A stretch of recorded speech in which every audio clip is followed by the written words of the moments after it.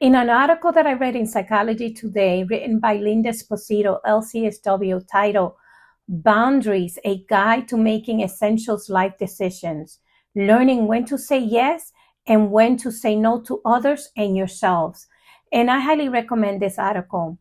And the article described boundary as a boundary is an invisible line you draw around yourself to identify what is an acceptable behavior and what is not an acceptable behavior.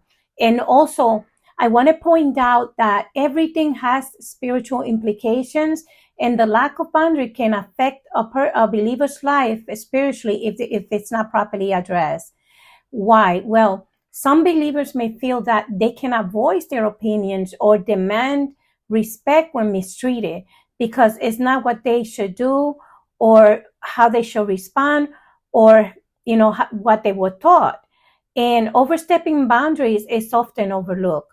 Then there is lack of self-awareness due to religious, environmental, social, and cultural upbringing or programming. So I'm going to pose some questions. So what is acceptable behaviors and what are not acceptable behaviors?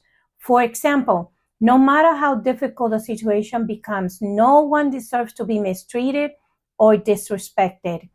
And as believers, we can address this. Yes, we are empowered to respond in a godly manner. For example, we all had our share of bad days, right? But it doesn't give us the right, or anyone else to that matter, to take it out on another person. So what is the proper response in a situation like that? Hey, I see that you're having a rough day, and I'm wondering if we can talk about it.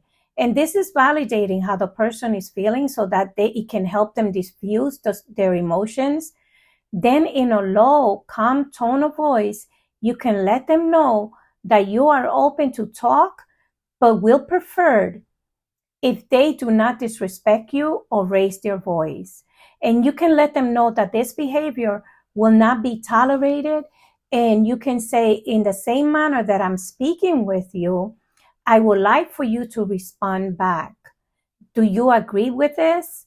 And if they say yes, well, thank you. So let's start this conversation over.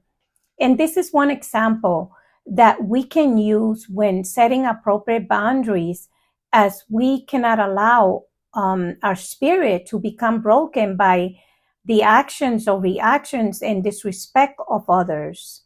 God bless.